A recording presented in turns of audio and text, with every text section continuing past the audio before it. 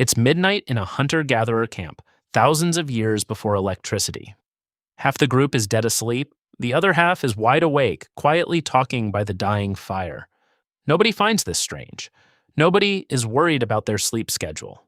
This, it turns out, might be closer to how humans were built to sleep than anything happening in your bedroom tonight. The number 8 has become one of those health facts nobody questions anymore. 8 hours, one continuous block, lights off until the alarm goes off.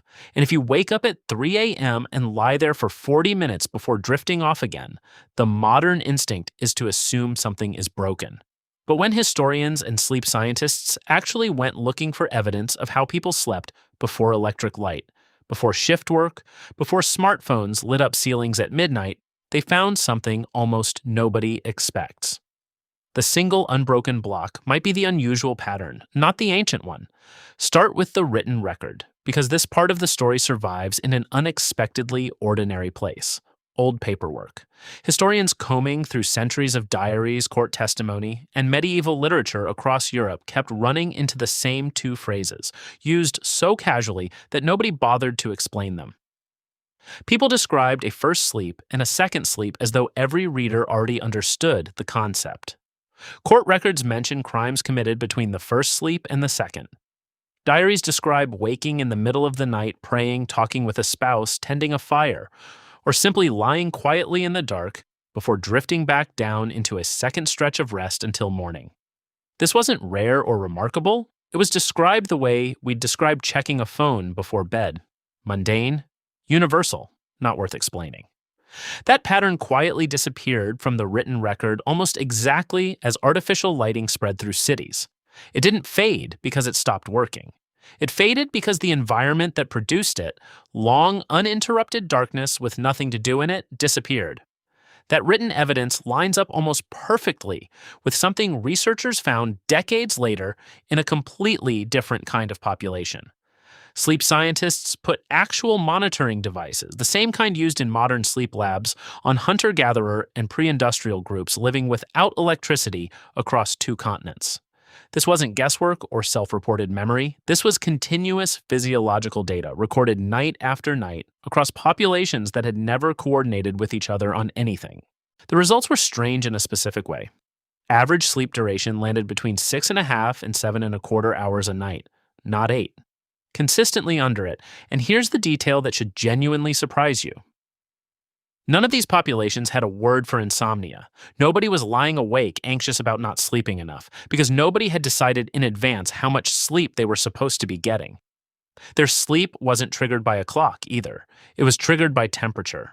People went to sleep as the air cooled after sunset and woke as it warmed again before dawn, which meant sleep timing shifted naturally with the seasons instead of locking onto a fixed schedule the way ours does. And brief waking during the night showed up in the data too, just as it did in centuries of European diaries. Quiet stretches of wakefulness, sitting inside a longer window of rest rather than one solid, uninterrupted block. It's worth pausing on how consistent this picture is across completely unrelated groups.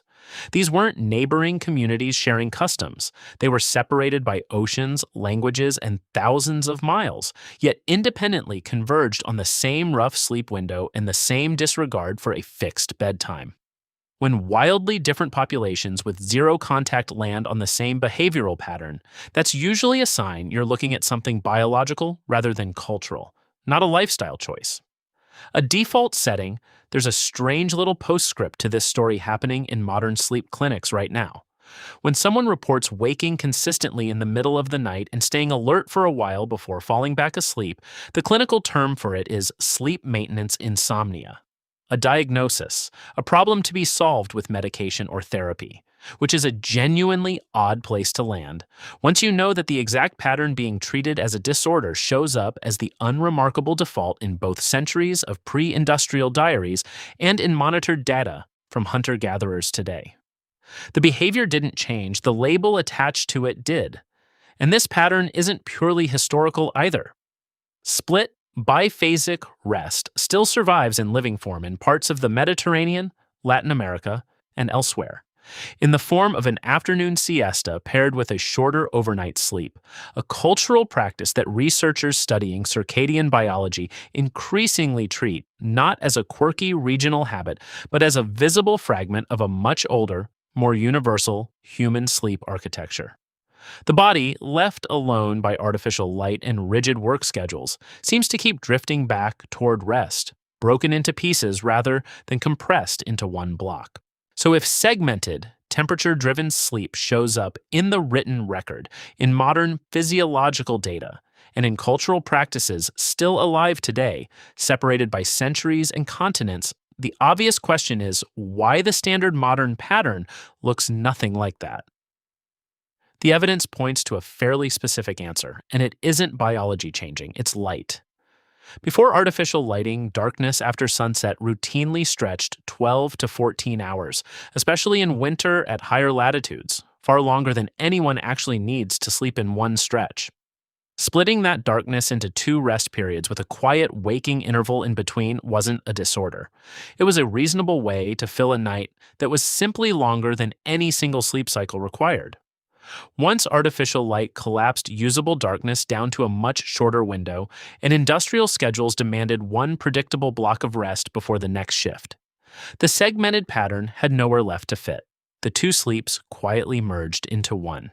Not because human biology upgraded itself, because the conditions that supported the older pattern vanished.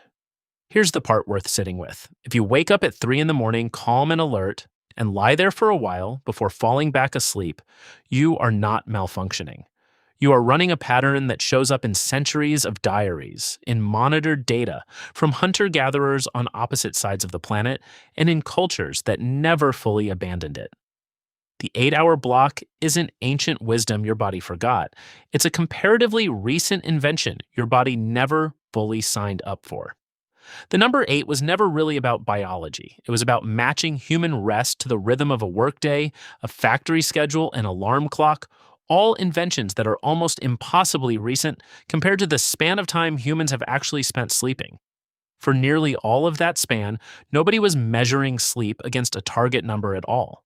They were simply responding to how dark it was outside and how tired they felt, which is a far older and far less anxious relationship with rest than the one most people carry into bed each night now. What actually looks ancient isn't the unbroken block at all. It's the quiet hour in the dark between two sleeps, doing essentially nothing, waiting for the second one to come.